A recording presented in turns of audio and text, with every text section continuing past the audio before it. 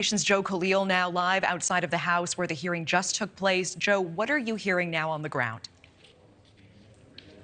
Well, what we heard was that a lot of people saw this today as a historic moment, one that was a watershed moment. What they meant by that, as people were coming out, is that they feel like the hearing today did more to sort of break down barriers, the very real barriers that existed around having this discussion at all. It wouldn't have been that long ago that if you brought up UFOs or UAPs in this building, you might have gotten laughed at. And several members of Congress sort of made that point today. But as Brian referenced, this wasn't, conspiracy theory type things. You had three people who were very credible witnesses today talking about things they had seen, talking about things that they had heard, many firsthand accounts. And you had members of Congress genuinely curious and asking questions, wanting to learn more. And we're told that there is going to be a lot more coming up after this hearing, things like field hearings moving forward. And as you guys mentioned, wanting to get David Grusch into the SCIF, those rooms that are private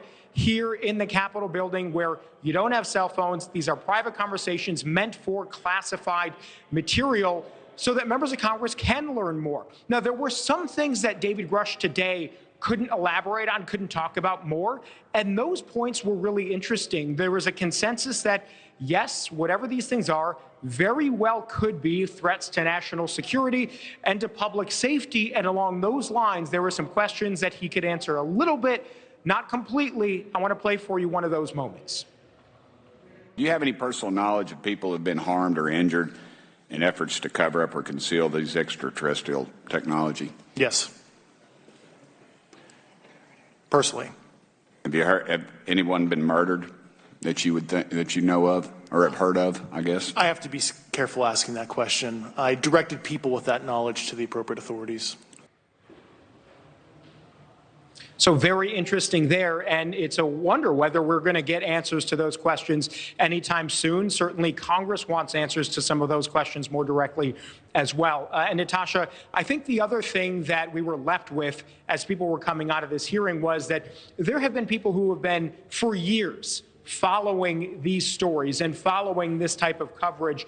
And they felt like today was sort of a culmination of years of their work. Again, sort of validation and the sense that we are hitting what today was a historic moment in the conversation about this. They're hoping that today, I'm told in one person's words, breaks the door open and that more people come forward, that there isn't this sort of stigma around many pilots who have witnessed things like UAPs in the air but simply don't want to come forward. They think that what was said today in that hearing room is going to go a long way in alleviating some people's fears in that sense. Yeah, I really appreciate you bringing us that sense on the ground. Joe Khalil live for us at Capitol Hill. I know you'll continue to speak with lawmakers there. Thank you. All right, we want to welcome in our panel now to discuss this historic hearing. We have Dr. Stephen Grusch.